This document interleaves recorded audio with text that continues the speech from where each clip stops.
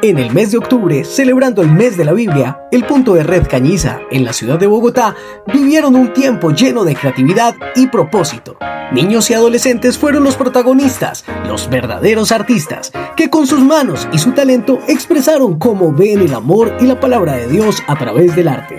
Agradecemos a nuestros aliados de Nueva Generación por la bendición de las Biblias que acompañaron esta jornada como incentivo a estos hermosos jóvenes. Damos la gloria a Dios por permitirnos compartir este espacio donde cada trazo y cada sonrisa reflejaron su amor y su presencia.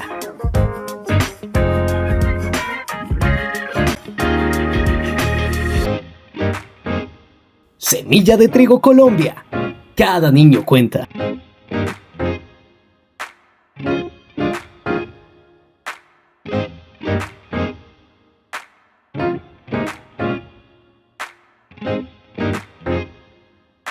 Thank you.